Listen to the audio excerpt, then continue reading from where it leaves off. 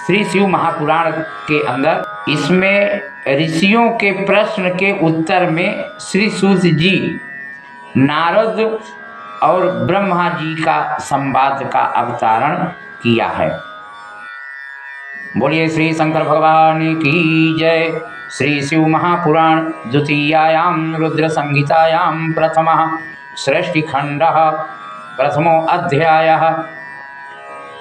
श्री शिव महापुराण के अंदर रुद्र संहिता में प्रथम सृष्टिखंड का विवरण किया हुआ है।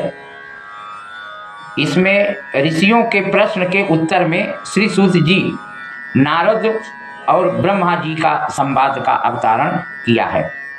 शिव पुराण में क्या होता है, कैसे हुआ, क्या क्या हुआ, वह सूत जी महाराज सुनाते और बताते हैं। जो गिरिराज कुमारी उमा के पति विश्व की उत्पत्ति, स्थिति और लय आदि के एकमात्र कारण हैं, जिनकी कार्य का कहीं अंत नहीं है, जो माया के आश्रय होकर भी उससे अत्यंत दूर हैं, जिनका स्वरूप अचिंत्य है, जो बोध स्वरूप हैं तथा निर्विकार हैं, उन भगवान शिव को मैं प्रणाम करता हूँ। वंदे शिवं तं प्रकृतेरनादिं प्रशान्तमेकं पुरुषोत्तमं हि सुमायया कृत्स्नमिदं हि श्रेष्ठव नभो वदन्तर्बहिराय स्थितो यः वन्दे अन्तरस्थं निजगूढरूपं शिवं स्वतः स्रष्टुमिदं विचष्टे जगन्ति नित्यं परितो भ्रमन्ति यत्न सन्निधौ चुम्बकलोहवत्तम्। जिस प्रकार विश्व की सृष्टि करके आकाश की भांति इसके भीतर और बाहर भी शिव स्थित हैं। लोहा चुंबक से आकृष्ट होकर उसके पास ही लटका रहता है, उसी प्रकार ये सारे जगत सदा सब ओर अपने से ही इन प्रपंच की रचना के विधि से बताई हुई सभी सबके अंदर भीतर अंतर्यामी रूप से विराजमान शिव तत्व, उन भगवान शिव को मैं वंदन करता हूँ। व्यास जी कहते हैं, जगत के पिता भगवान शिव, जगन माता कल्याणमयी पार्वती तथा उनके पुत्र गणेश जी को मैं नमस्कार करके इस पुराण का वर्णन सुनाता हूँ। एक समय की बात है, नैमिषारण्य में निवास करने वाले शौनक आदि सभी मुनियों ने उत्तम भाव भक्ति के साथ श्री सूत जी से कहते हैं।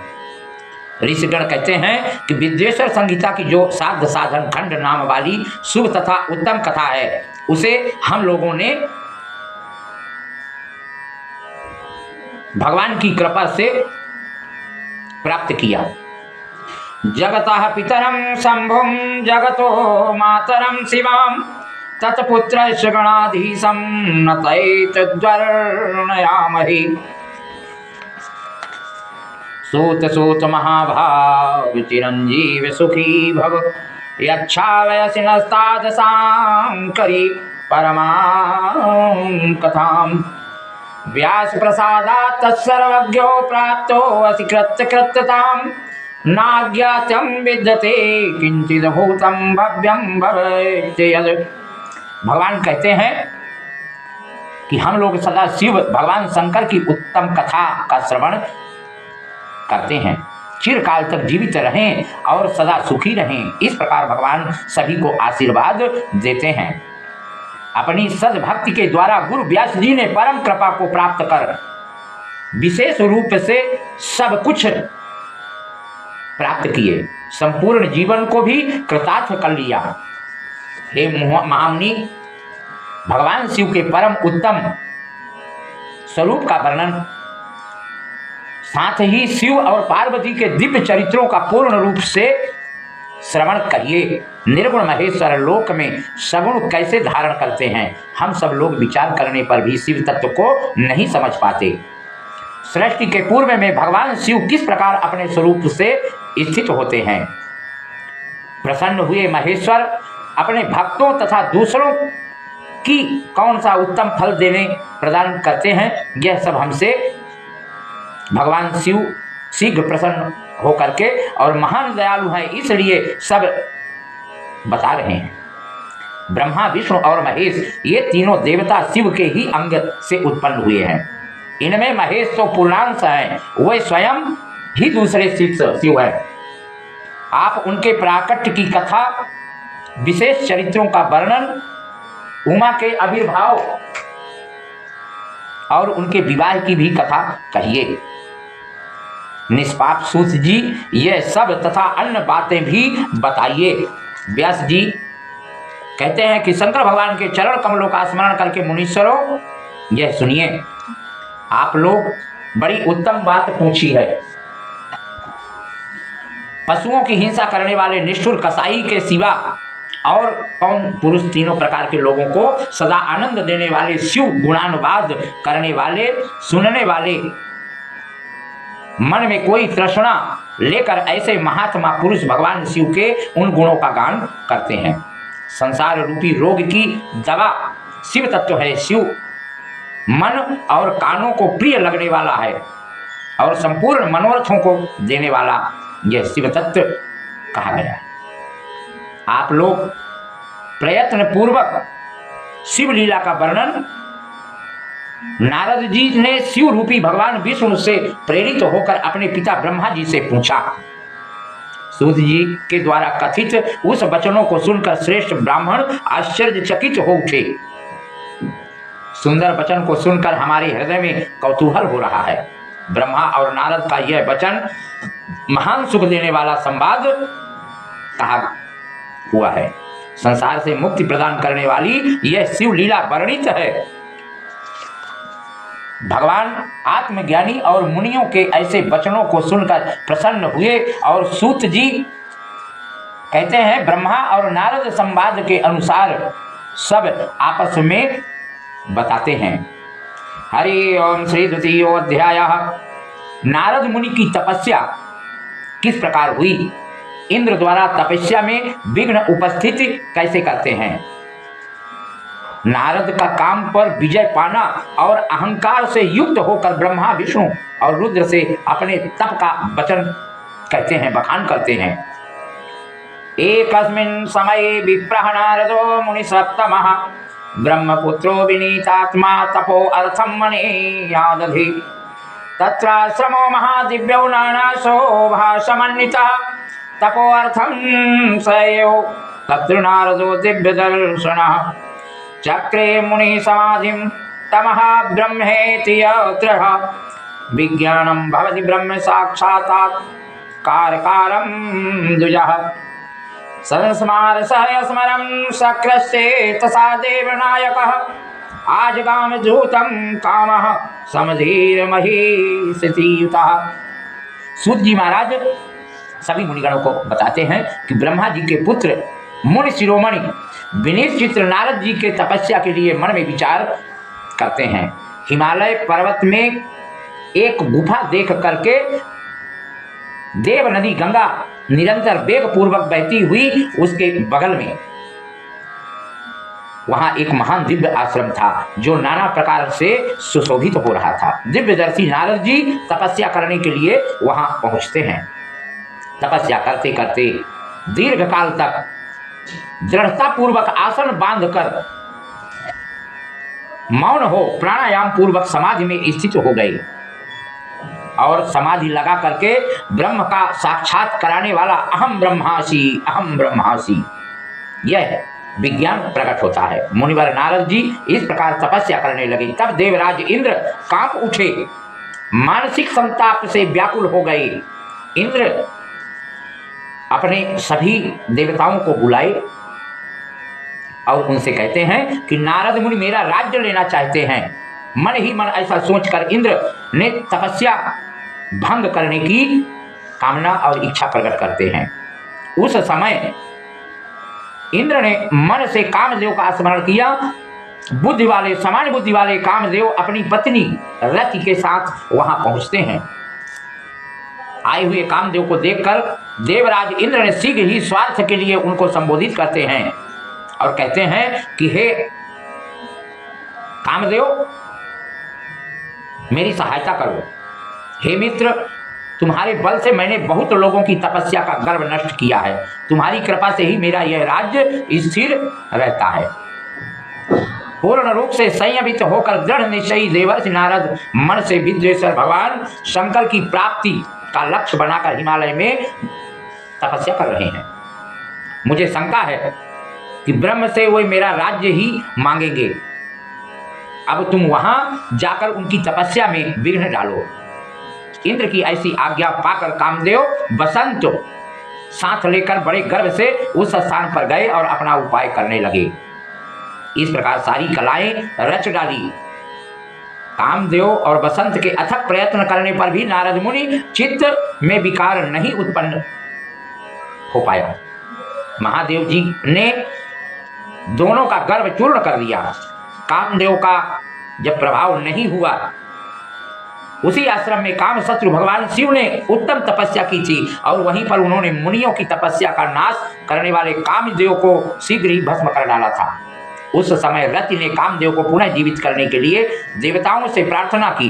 तब देवताओं ने समस्त लोगों का कल्याण करने वाले भगवान शंकर से याचना करते हैं, परंतु यहाँ उनका कोई उपाय नहीं चल सका। हे अमरगण, यहाँ खड़े होकर लोग चारों ओर जितनी दूर तक भूमि को नेत्रों से देख पाते हैं, वहां तक कामदेव के बाणों का प्रभाव नहीं चल सकेगा। भगवान शंकर की इस उक्ति के अनुसार उस समय वहां नारद जी के प्रति कामदेव का अपना प्रभाव मिथ्या सिद्ध होता है। वह स्वर्गलोक में इंद्र के पास लौट जाते हैं और अपना सारा वृतांत कहते हैं। उस समय देवराज इंद्र को बड़ा विस्मय हुआ।